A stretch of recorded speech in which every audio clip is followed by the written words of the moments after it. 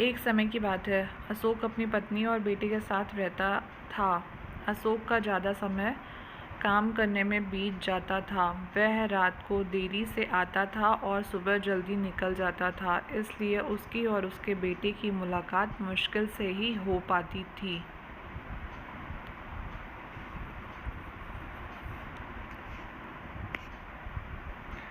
देर से आने के कारण बेटा सो जाता था और सुबह भी सोया हुआ रहता था। एक दिन रविवार का दिन था। उस दिन अशोक को घर से ही काम करना था, इसलिए वह सोफे पर बैठकर आराम से लैपटॉप पर काम करता है। तभी उसका छोटा सा बेटा अशोक के पास आकर बैठा। अशोक उसकी तरफ नहीं देखता है। बेटा कहता है कि पापा, मैं आपसे एक बात पूछना चाहता था। अशोक को लगता है कि उसे कुछ चाहिए होगा, इसलिए पूछ रहा है।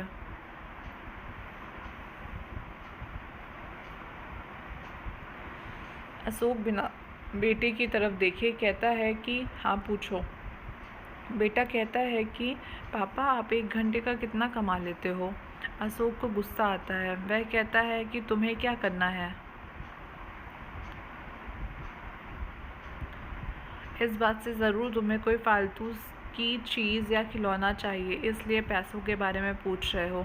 ये सब तुम्हारे काम की चीज़ नहीं है। जाओ, जाकर सो जाओ और मुझे मेरा काम करने दो।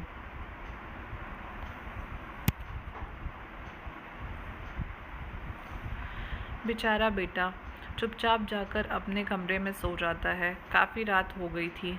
अब अशोक अपना काम पूरा करके सोने जाता है तो उसे बेटे की याद आती है कि उसने कैसे बेचारे बच्चे को डांट दिया। शायद उसे सच में कुछ ज़रूरी चाहिए होगा, नहीं तो वो पैसों का क्यों पूछता।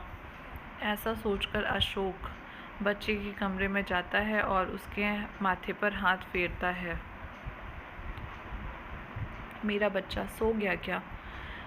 तभी बच्चा अचानक उठ गया और बोला, नहीं पापा, मैं जगा हुआ हूँ। पिता बच्चे से कहता है कि बेटा, मैं उस वक्त व्यस्त था। अब बोलो, तुम्हें कितने पैसे चाहिए? बेटा कहता है कि मुझे पैसे नहीं चाहिए, आप बस मुझे इतना बता दीजिए कि आप 1 घंटे का कितना कमा लेते हैं।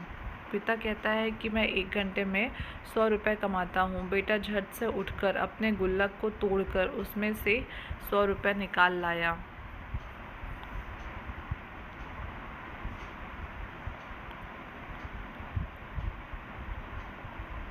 और पिता को दिए और बोला, ये लो 100 रुपये।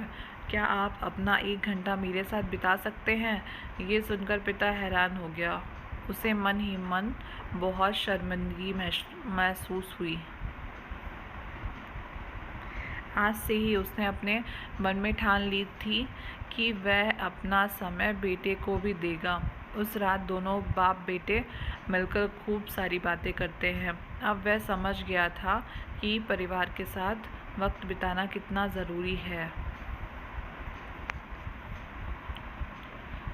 सीख: काम करना और पैसे कमाना ज़रूरी है, लेकिन अपनों के साथ समय बिताना भी उतना ही ज़रूरी है। यह कहानी कैसी लगी कमेंट करके ज़रूर बताइएगा। धन्यवाद।